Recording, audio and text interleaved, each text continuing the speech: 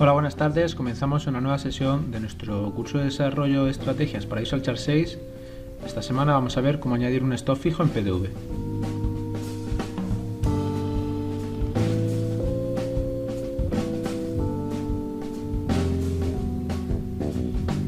La sesión va a estar dividida en los siguientes puntos. Vamos a plantear una estrategia de ejemplo como hacemos siempre. En este caso veremos un ejemplo basado en el RSI y bueno, sobre este ejemplo vamos a añadir un stock de pérdidas que nos servirá de referencia para explicar el contenido del seminario. Antes de eso, de realizar el desarrollo, vamos a hablar sobre el diseño de stock de pérdidas en Visualchart 6. Vamos a ver cómo es la estructura a seguir en PDV. Veremos la diferencia entre realizar un stop por puntos y realizarlo de manera porcentual. Vamos a ver también cómo hacer para activar el stop desde la primera barra y los importantes cambios que hay respecto a la utilización de Visualchart 5. Una vez que hagamos esta parte teórica, pasaremos a la parte práctica desarrollando la estrategia de ejemplo. Y bien, ese va a ser el contenido de esta sesión. La duración aproximada es de unos 45 minutos. Y sin más preámbulos, vamos a comenzar.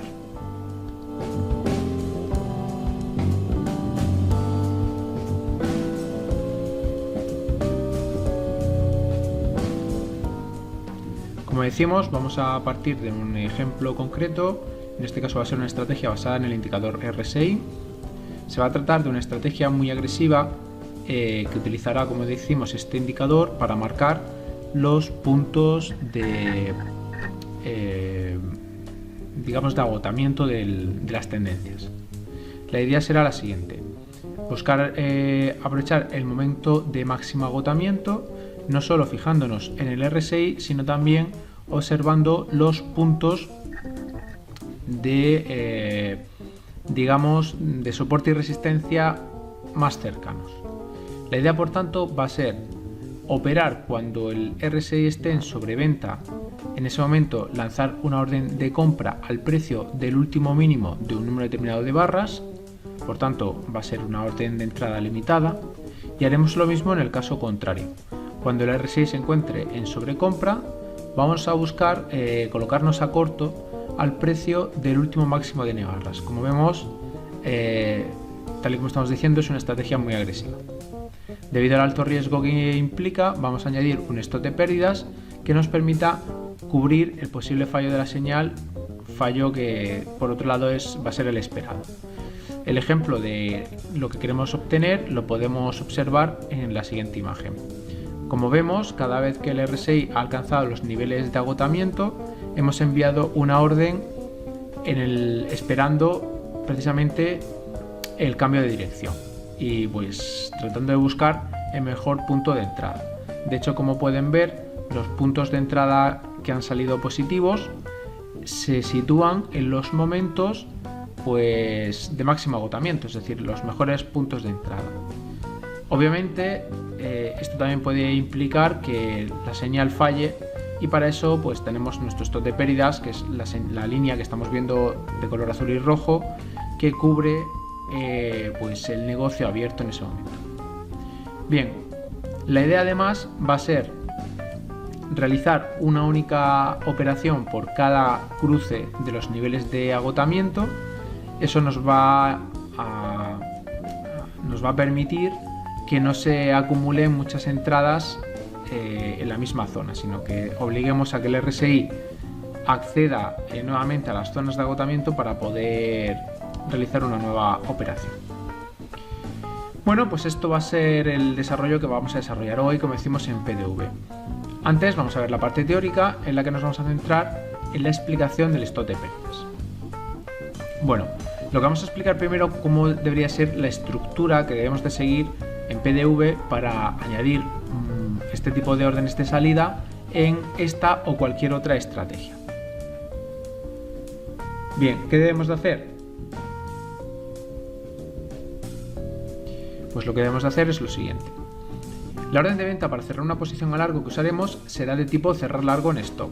Esto es lo primero que tenemos que saber. Es decir, Visualchart, y esto ya lo estuvimos comentando en sesiones anteriores, distingue entre las operaciones de entrada, a las que llama de compra y venta, y las de salida, que les va a llamar cerrar largo y cerrar corto. Así, la orden de venta que cerraría la posición a largo sería una orden de tipo cerrar largo. Y la orden pues va a ser en stop, obviamente. La orden de compra para cerrar una posición a corto, pues asimismo también será una orden cerrar corto. A diferencia de las órdenes a mercado, este tipo de órdenes requiere que especifiquemos un precio determinado. Es decir, si queremos lanzar una orden de stop a un precio concreto, hay que poner ese precio cuando definamos la orden. Bueno, y ahora vamos a ver cómo se especificaría. Lo primero que tenemos que hacer es añadir una condición en la que comprobemos si tenemos posiciones abiertas, en este caso de compra, ya que lo que estamos viendo es cómo utilizar un stop de pérdidas para una operación a largo. Para ello utilizamos la función getMarketPosition. Si esta función vale 1, recuerden, su valor es 1 independientemente de los contratos con los que hayamos entrado. Bueno, pues si vemos que el valor de getMarketPosition es 1, continuaremos por la parte verdadera de la condición e incluiremos una nueva orden. Bueno, pues esta orden, cuando la configuremos, especificamos, tal y como estamos diciendo en la parte de arriba, que debe ser una orden cerrar largo. Bueno, aquí estamos viendo en la imagen que pone cerrar corto, pero la orden tiene que ser de tipo cerrar largo. El tipo de orden tiene que ser en stop y pues tenemos que especificar un precio. Lo normal, lo que nos vamos a encontrar con mayor probabilidad es que utilicemos la función getEntryPrice para especificar el precio de entrada y le restemos una cantidad de puntos determinados por un parámetro. Esto, como decimos, es el stop clásico que se suele utilizar. Por tanto, tendremos que incluir también la función getEntryPrice dentro de nuestro sistema. En el caso de un stop de pérdidas para una operación a corto, el proceso es muy similar. Ponemos una condición en la que comprobemos que tenemos posiciones abiertas a corto. En este caso lo sabremos porque la función getMarketPosition valdrá -1. Si se cumple la condición, incluimos una nueva orden. Ahí ahora sí especificamos cerrar corto. En tipo de orden especificamos stop. Y en el precio vamos a poner pues getEntryPrice nuevamente más la cantidad de puntos que queramos colocar como puntos de pérdida. En este caso se le restan la cantidad de puntos a getEntryPrice, ya que estamos posicionados a corto y por tanto el precio de salida pues será un valor superior al precio de entrada. Lo primero que tenemos que tener en cuenta a la hora de configurar los stops de pérdidas es que tenemos que definir el precio concreto al que se va a enviar la orden. No debemos de confundirlo con especificar exclusivamente la cantidad de puntos que queremos poner como puntos de salida. Eso es importante, es decir, en este campo, en el campo precio, no tenemos que poner simplemente stop loss, es decir, 50 por hacernos una idea, sino que tenemos que poner el precio concreto. Eso se hace pues calculándolo como estamos viendo, usando la función getEntryPrice y le restamos o sumamos, según como sea la orden, el valor del stop de pérdidas.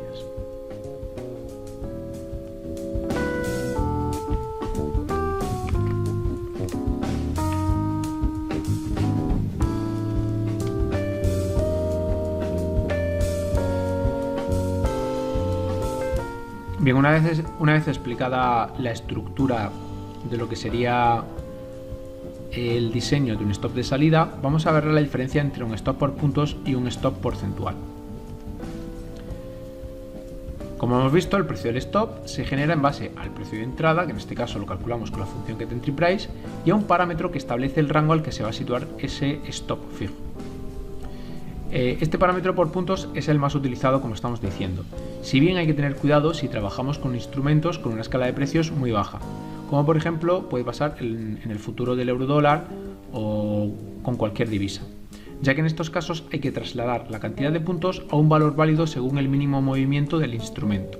En este mismo ejemplo, si trabajamos por ejemplo con cualquier divisa, por ejemplo el futuro del euro-dólar, como estamos diciendo ahí, y especificamos que el precio de salida pues sea getEntryPrice -50, por ejemplo, ese stop no se va a lanzar nunca, es decir, no se va a ejecutar nunca, porque como sabemos en este tipo de instrumentos el mínimo movimiento es de hasta 5 decimales y por tanto restarle 50 pues no tiene ningún sentido. En ese caso quizás deberíamos de poner 0,0050, por decirlo así.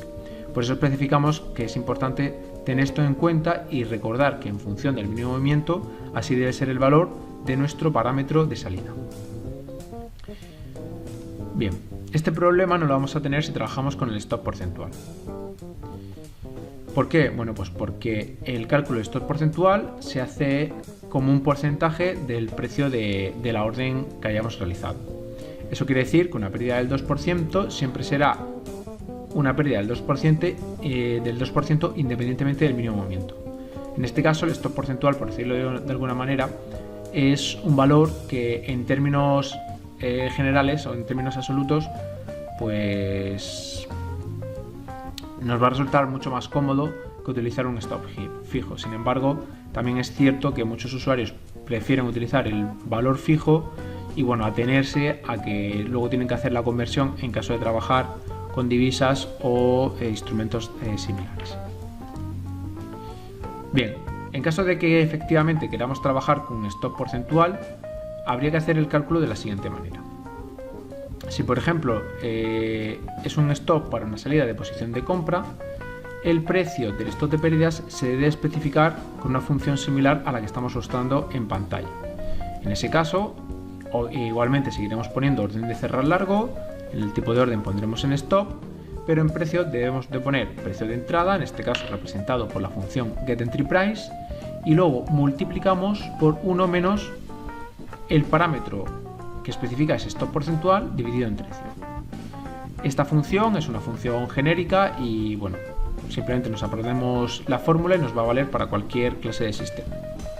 En el caso de la salida de la posición de venta a cortos, pues el proceso es similar, solo que en este caso, en lugar de restarle ese stop loss menos partido por 100, lo que hacemos es sumárselo a 1. El resto, pues como vemos, es exactamente igual.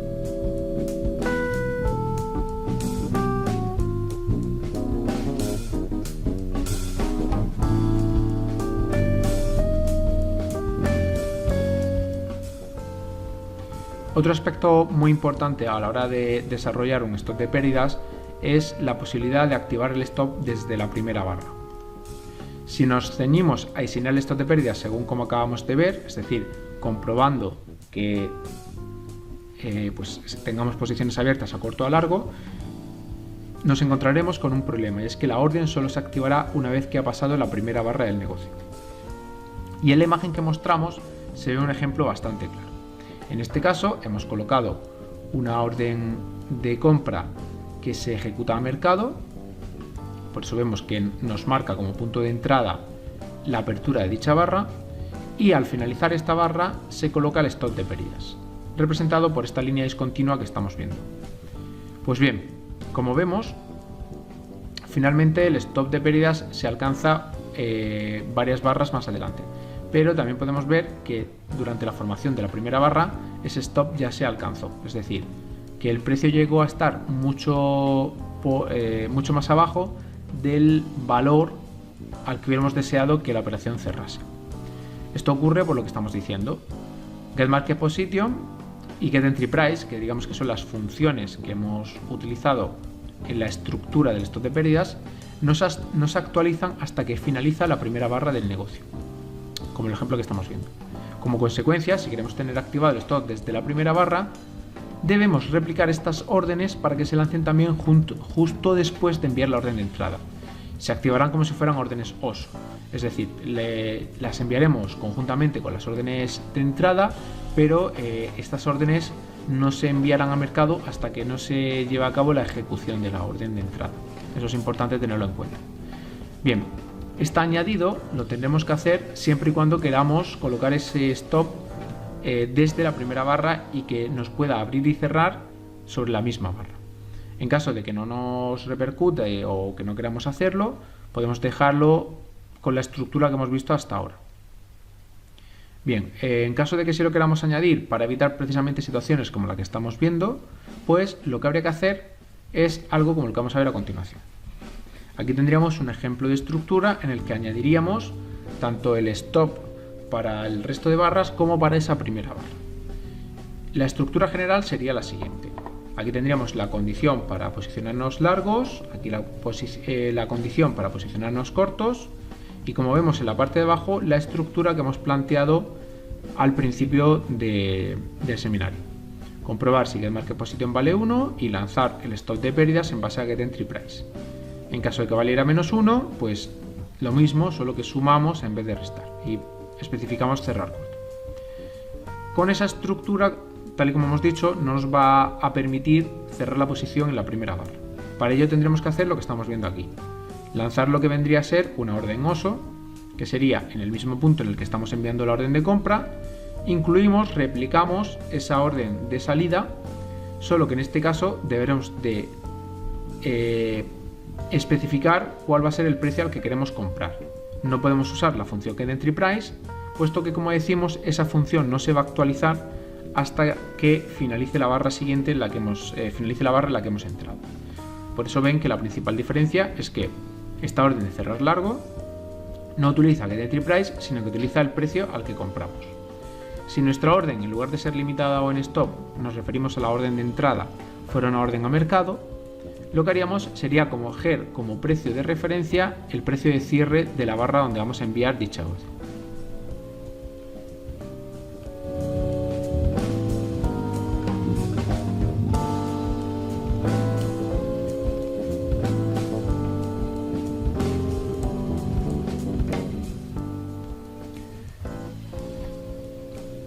La opción de añadir esta orden OSO, es decir, la posibilidad de abrir y cerrar en la misma barra, es un cambio muy importante respecto a cómo funcionaban las estrategias en Visual Chart 5.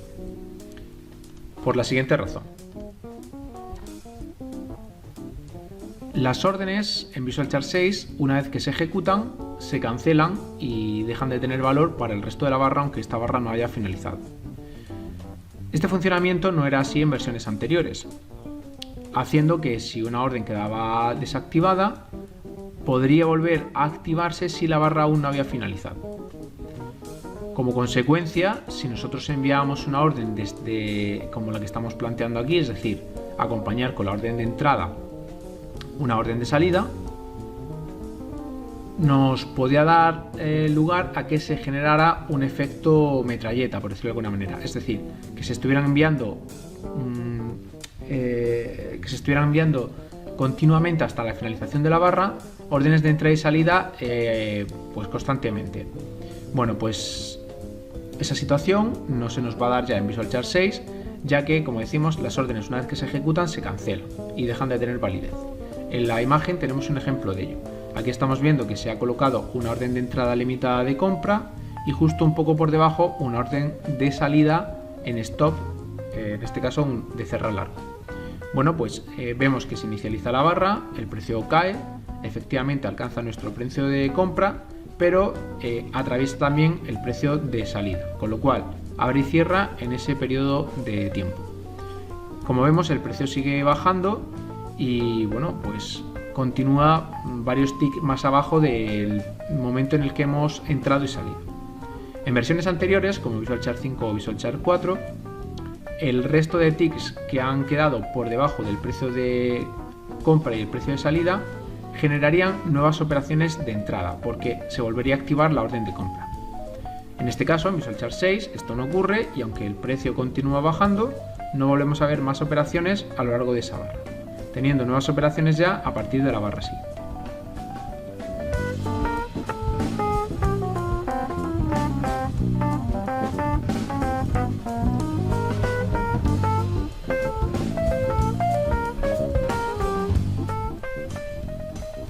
Bien, pues una vez vista la parte teórica, vamos a pasar a ver la parte práctica.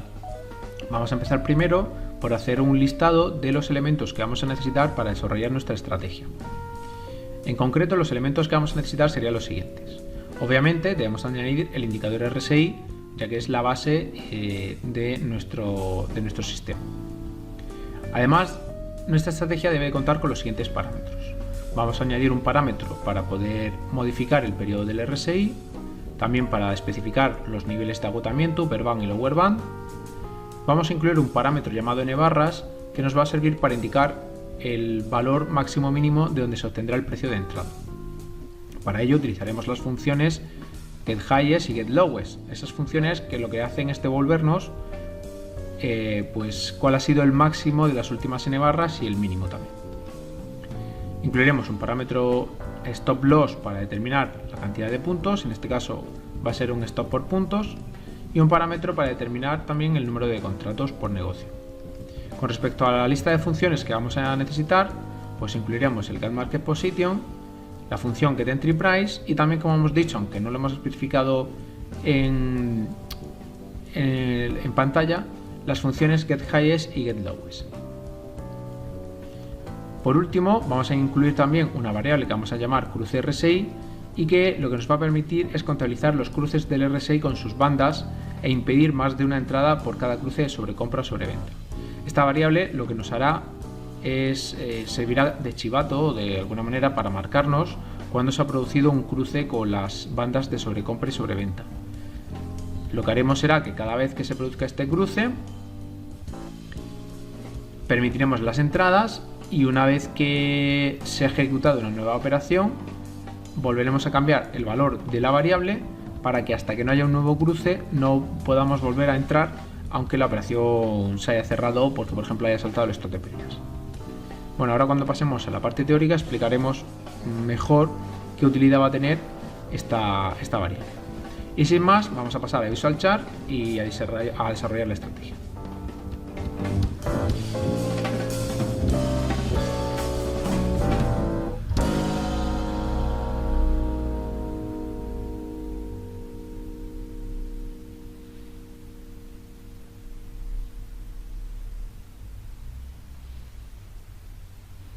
Pues bien, vamos a la parte práctica.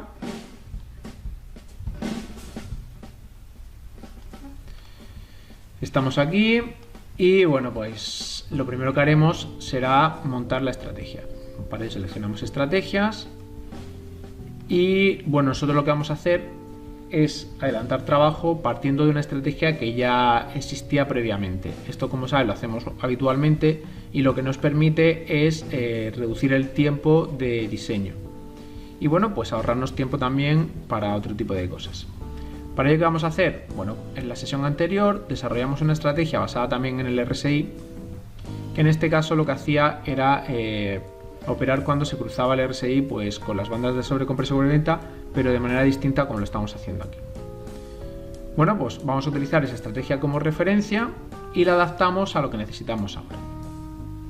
Para ello lo que hacemos es seleccionar clonar, le vamos a dar un nuevo nombre y le damos a aceptar.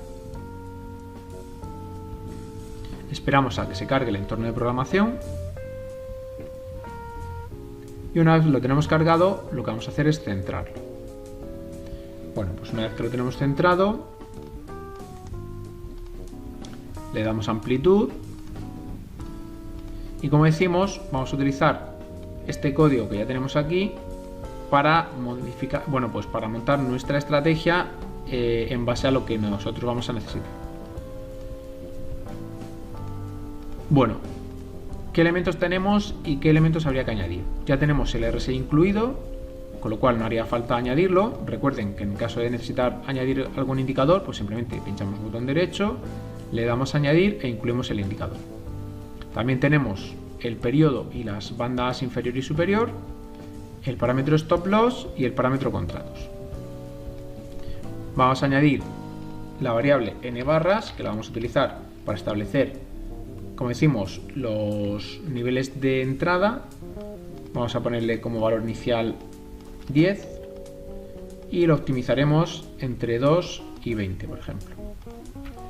Por último, vamos a incluir la variable cruce RSI, que no va a ser un parámetro, sino que la vamos a utilizar exclusivamente de manera interna y que inicializaremos a 0.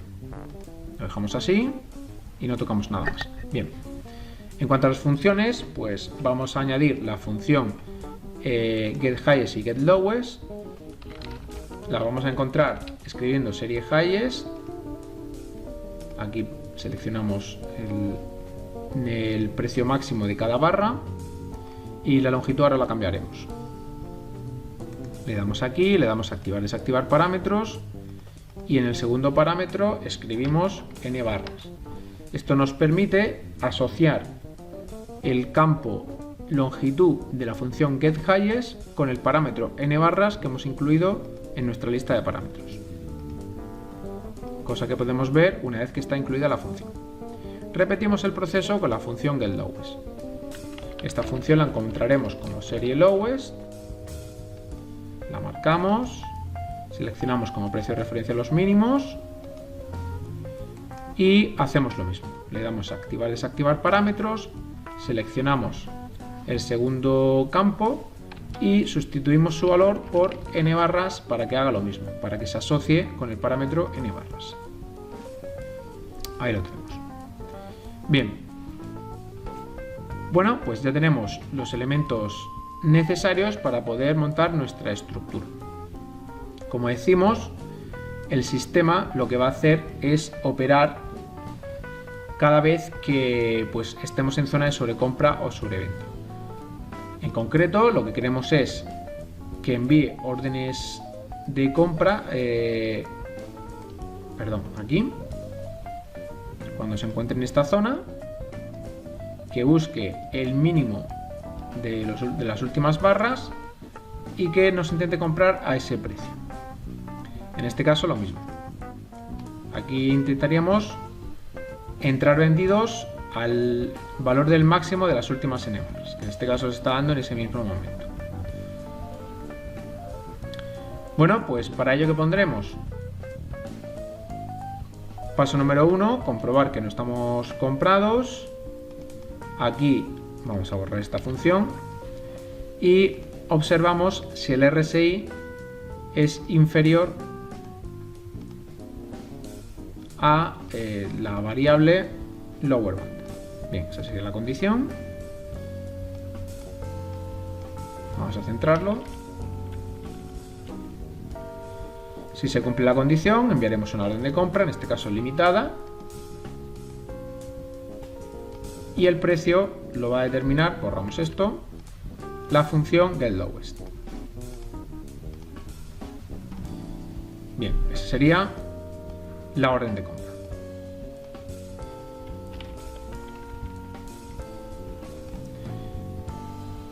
Hacemos lo mismo por la parte de ventas, que sería esta parte de aquí. Comprobamos primero. Vamos a bajar esto un poco. Que no estemos vendidos. Una vez que se comprueba eso, cambiamos esta condición. Y venderemos cuando el RSI esté por encima de la banda upper bound. Bien, si se da esa condición, vamos a intentar vender con una orden limitada en base a la función getHighest.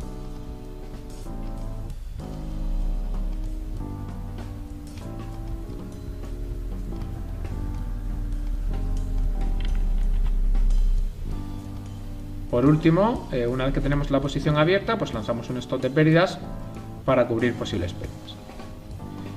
Y bueno, como decíamos en la parte teórica, incluimos la orden OSO para activar el stop desde la primera barra, que lo que se hace es colocar esas órdenes de salida justo debajo de la orden de entrada. Lo único que tenemos que hacer es ver que el precio que especifiquemos de referencia coincida con el precio de disparo. En el caso, por ejemplo, de la compra, el precio de disparo viene determinado por la función getLowest. Bueno, pues entonces aquí tendríamos que hacer lo mismo.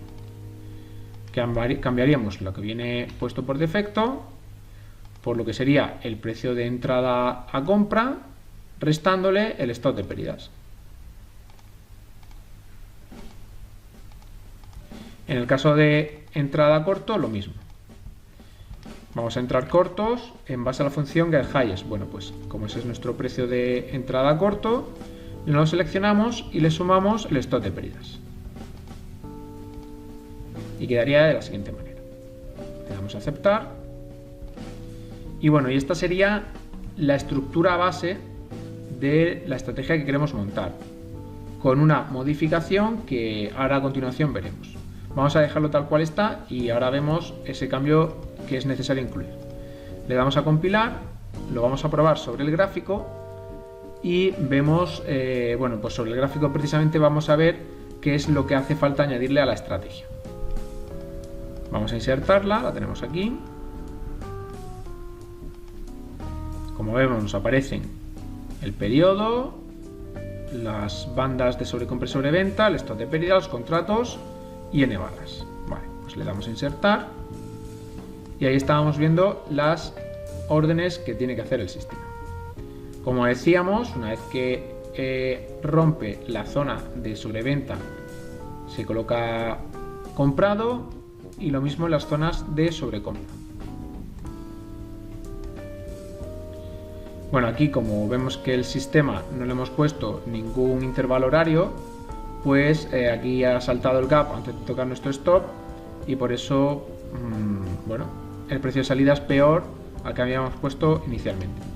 Si eso, lo que podemos hacer es acotar un poco más el stop, vamos a ponerlo a 30 puntos en vez de 50 y bueno, pues ahí vemos el resultado. Y bueno, ya en esta zona de aquí estamos viendo un poco lo que yo quería comentarles, pero vamos a ver si hay alguna zona en la que esto ocurra de manera mayor. Bueno, aquí estamos viendo lo que estamos diciendo. Como ven, cuando alcanza los niveles de sobrecompra y sobreventa realiza una nueva operación. Mientras no alcanza esos niveles, pues no lo realiza.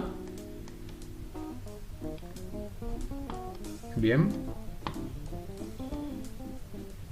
Y bueno, pues así constantemente. Vamos a buscar un caso de stop de pérdidas llamativo, que lo podemos encontrar si limitamos mucho más el stop. Vamos a poner, por ejemplo, 10 puntos. Bueno, pues aquí tenemos un ejemplo claro. Vamos a suponer que hemos acotado en exceso el stop de pérdidas, es decir, queremos un riesgo muy bajo, no queremos tener mucho riesgo. ¿Y qué va a pasar? Pues va a pasar lo que estamos viendo. El sistema coloca una nueva operación, salta el stop, pero como sigue estando por debajo del nivel de sobreventa, pues sigue colocando órdenes de stop, sigue colocando nuevas órdenes de entrada y bueno, pues esto puede dar lugar a que si el precio sigue bajando, vamos a tener ahí una serie de operaciones fallidas de manera escalonada. Aquí lo vemos muy claramente. Vamos a ver si lo vemos en alguna otra zona.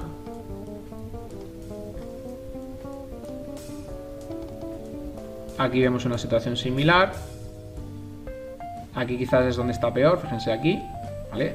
Como ven, el RSI se mantiene muchas barras por encima del nivel de agotamiento, nuestro stop salta, se dan todas esas operaciones y bueno, pues acumula muchas operaciones fallidas de manera continuada. Bueno, ¿cómo vamos a evitar esto? Pues como decimos, con esa variable RSI que comentábamos al principio del diseño de la estrategia. Lo que vamos a hacer es especificarle que una vez que entre, no permita realizar una nueva operación hasta que no se dé un nuevo cruce del RSI con alguna de sus bandas. Es decir, queremos un solo negocio por cada cruce del RSI con la banda superior o la banda inferior. Eso lo que hará es evitarnos todas estas operaciones. ¿De acuerdo? Luego puede ser que haga alguna nueva en estos cruces que vemos que repite el RSI, pero bueno, al menos esto lo va a evitar. ¿Cómo lo hacemos? De la siguiente forma. Vamos a comprobar cuando se produce el cruce del RSI con la banda y cuando haya ese tipo de cruce actualizamos el valor de esta variable. Para ello lo que vamos a hacer es incluir una nueva condición aquí arriba, lo vamos a hacer antes de nada. Vamos a buscar el cruce del RSI con la banda superior primero. Para ello veremos que el RSI es mayor que la banda superior en la barra actual y además en la barra anterior, eso se hace especificando un 1 en barra, el valor del RSI era menor o igual, es decir, estamos buscando el momento de cruce. Bien, si se da esa situación, vamos a desplazar el resto para dejar un hueco. Movemos esto un poco hacia abajo, así dejamos un hueco, ahí está. Buscamos esa situación de cruce. Si se da la situación de cruce, entonces la variable que hemos añadido la vamos a poner a 1. Como ven, es una especie de chivato que nos informa que se ha producido un nuevo cruce. Hacemos lo mismo, en este caso, con la otra banda. Comprobamos otra vez si el RSI ha roto la banda inferior. Vemos qué es lo que pasó en la barra anterior, es decir, esa situación de cruce, como decimos. Y si se da la situación, pues el chivato también lo actualizamos. Solo que en este caso, para distinguirlo de la situación anterior, lo vamos a marcar a -1. El -1 lo que hará es hacer referencia al cruce con la banda inferior. Y el 1, pues hará referencia al cruce con la banda superior. Bien. Solo en esos dos casos, nuestro chivato se actualiza. En el resto de casos, aunque el RSI se mantenga por las zonas de agotamiento, pues no se va a actualizar. Unimos esta comprobación con el resto del sistema. Y ahora lo que vamos a hacer es que, en lugar de hacer esta comprobación, vamos a preguntarle al chivato. Por tanto, cambiamos esto, seleccionamos el cruce RSI y le preguntamos si es igual a 1.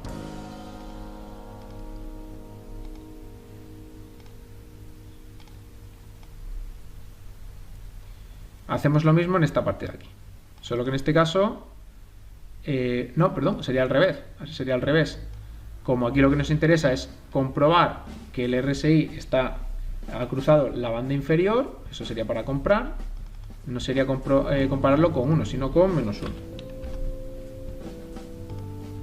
Es decir, el -1 hace referencia al cruce con la banda inferior y el 1 con la banda superior, que es lo que vamos a cambiar aquí. Quitamos esto, comparamos el RSI con el 1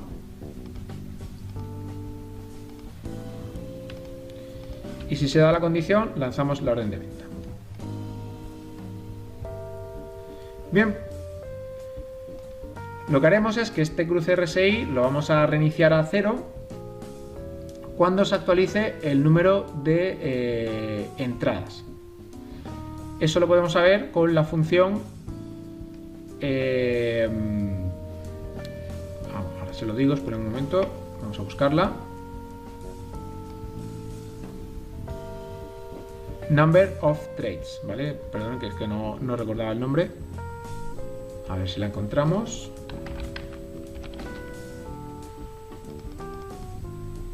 Aquí está. Bien, esta función nos va a decir cuántos negocios está haciendo la estrategia en cada momento. Es decir, va acumulando, nos va diciendo los negocios totales que hay realizados. La añadimos y cada vez que cambie esta variable, el chivato lo vamos a poner a 0. Es decir, lo vamos a resetear. ¿Se ha realizado un nuevo negocio? Pues el chivato lo ponemos a 0 y no puede haber un nuevo negocio hasta que no haya un nuevo cruce. Bueno, pues todo eso lo vamos a verificar también antes de realizar otro tipo de operaciones. Vamos a seguir haciendo otro hueco, en este caso por encima de lo que tenemos hasta ahora. Desplazamos hacia abajo y añadimos una nueva variable que vamos a llamar último número de entradas, que su valor inicial pues va a ser 0. Bien, añadimos último número de entradas y la comprobación que vamos a hacer es ver si la función number of trades es distinta a último número de entradas. Eso nos indicará que se ha realizado un nuevo negocio. Bien, si se da esa situación, lo que haremos será actualizar último número de entradas y poner el chivato a 0. Añadimos una sentencia y hacemos ambas cosas. Por un lado, último número de entradas lo igualamos a la función number of trades, le damos a enter y por otro lado el cruce RSI lo inicializamos, es decir, ponemos su valor a 0.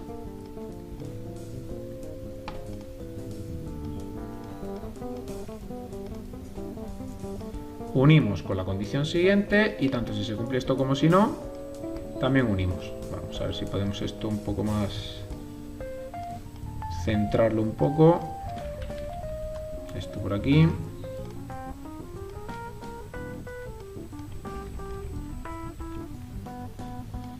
Y vamos a ver si podemos unir ahí. Ahí está. Bien, repasamos entonces qué hemos hecho. Aumenta el número de entradas, reseteamos el chivato. ¿Se produce un nuevo cruce del RSI con alguna de sus bandas de agotamiento? Pues actualizamos nuestro chivato a 1 o a -1. Realizamos una nueva operación si el chivato se ha actualizado, tal y como hemos puesto arriba.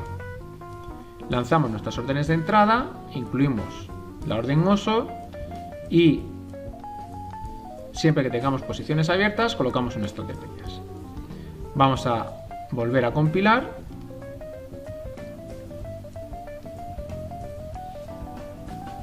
y vemos el resultado sobre el gráfico. En teoría, después de este cambio, debería haberse reducido a un solo negocio por cruce, tal y como estamos viendo. Como ven, aunque tenemos el stop muy restringido, pues toda esa tanda de negocios perdedores que nos estaban apareciendo desaparece. No va a intentar nuevamente enviar una nueva operación hasta que se produzca un nuevo cruce. En este caso será esta zona de aquí. Ahí intenta vender otra vez, que es lo que nos ocurre aquí. Cierra el negocio, intenta vender nuevamente en esta zona.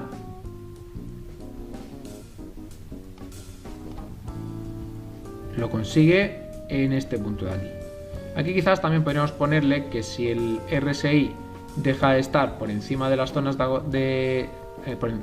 encima de la zona de sobrecompra, o en el caso contrario debajo de la zona de sobreventa, pues también nos ponga el chivato a 0. Eso sería otra opción. Vamos a pero bueno, en principio lo dejamos de esta manera. Aquí tendríamos una nueva operación, aquí tendríamos otra, y bueno, pues ya están viendo que con ese filtro hemos reducido a una sola operación por ruptura.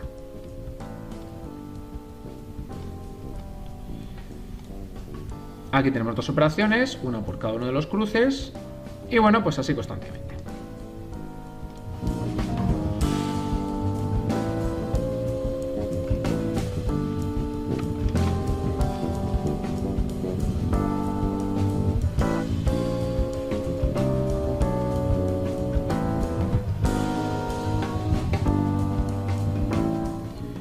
Bueno, recordarles que tanto esta estrategia que hemos desarrollado de ejemplo como el resto de estrategias que estamos realizando en nuestro curso están disponibles para todos los usuarios que mantengan contacto con el usuario Visual Chart Strategies Development. Y bueno, con esto finalizamos. Vamos a hacer un pequeño repaso de lo visto. Comentar que los stops de pérdidas son el principal escudo para tener controladas las pérdidas de una estrategia. Recordar que habitualmente se aplica un parámetro que determina la distancia de stop en puntos, pero que el uso de un stop porcentual permite una mayor flexibilidad de la estrategia sobre distintos instrumentos, por lo que hemos comentado de que no va a depender del mínimo movimiento. Es importante recordar la regla de la primera barra para tener activado el stop desde el principio. Y bueno, comentar que Visual Chart 6 cancela las órdenes una vez se han ejecutado, lo cual permite reducir el riesgo de las estrategias respecto a versiones anteriores. Poco más, en el próximo seminario continuaremos hablando de los stops de pérdidas y de cómo usarlos en la programación.net. Muchas gracias por su asistencia y nos vemos en otra sesión. Un saludo a todos.